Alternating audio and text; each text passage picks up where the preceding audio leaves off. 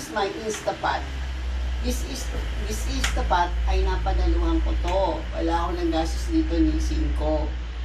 Kasi sa SM nagkaroon ng promo yung credit card kong Mastercard. I use it. Tapos biglang nag-pop up na lang siya ng upon payment. So pag binili mo to, this cost pot. So truly a blessing to me na I won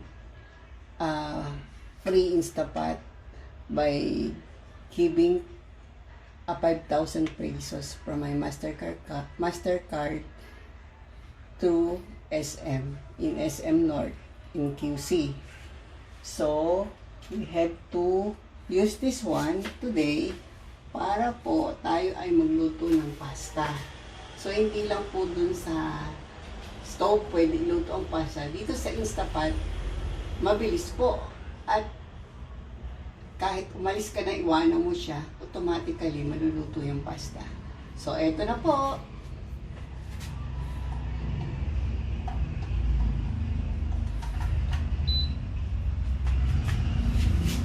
Yan po, naka-on na siya.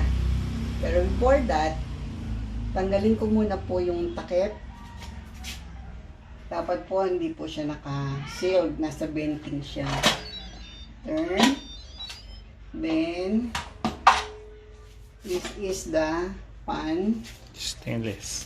The pan should always be dry upon placing it inside the Instapot. So, for now, I'm going to prepare a pasta to be cooked here. So, una po, lagyan po natin ng 4 cups of water. Ito pong cup na to, ito rin po yung package na kasama sa Instapot.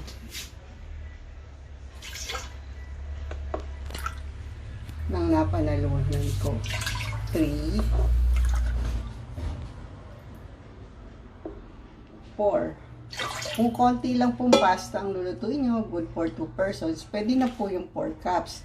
Pero kung good for 4 persons, do-double nyo po. So, we need to add more kasi 4 po kami today dito sa bahay.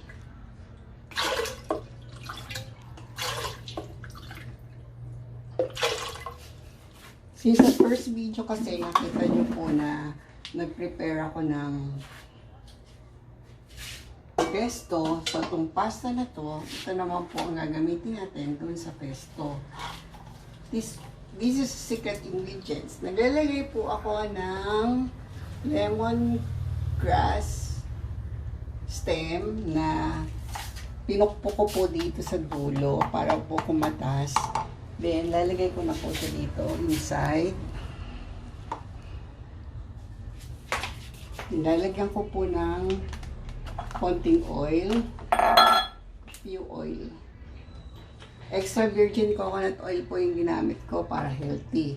So, since to ginamit ko kanina rin measuring extra virgin oil sa making pesto, kaya ito na rin po yung ginamit ko. Nakasave po ako maghugas ng utensil.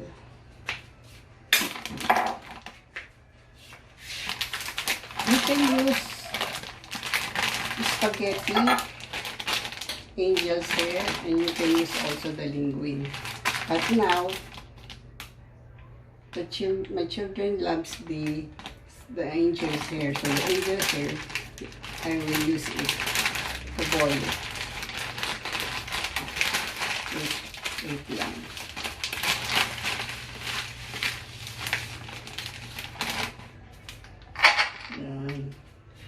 You have to cut this. Putuli po natin sa gitna. Then, ilalagay po siya. Dito ka na. Pag nilagay po siya, yung another half, lengthwise, yung another half, dapat naka-cross. Para po pagka, hindi po siya mag-dikit-dikit. You will add more.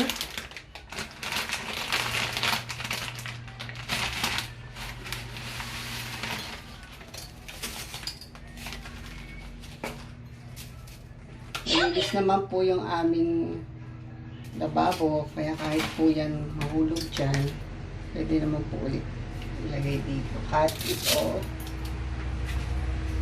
Yan. Salit-salit po. Ang ganyan. Lagay po natin itong iba.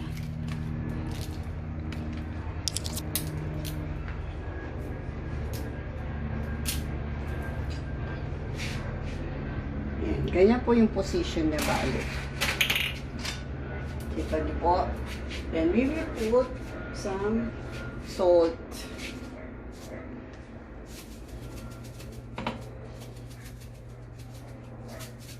Okay? We're done. Simulan na po natin takpan yung Instapat. Ayan, pag naka-level na, i-move lang po natin. Then also, we will move this knob into sealing position. So, naka-sealed na po. Right now, since ito pong lahat na to, you can choose kung ano po yung gusto nyo gamitin. But this one, since pasta po ang niluluto ko, ang gagamitin ko po ay pressure cooker. Ang pasta pong yun, good for 4 persons, pwede po hanggang 3 minutes. So, pindutin nyo lang po to 3 minutes. Then, automatic po, maluluto na po siya. Tutunog po siya, doon po natin marirealize na nag-on ang machine. Then, we will just wait for it to cook. Tutunog ulit siya. Doon malalaman natin na done cooking. So, kahit umalis ka at iwanan mo siya, alam mo na hindi masusunog ang niluluto mong pasta. Okay? Balikan po kayo mamaya.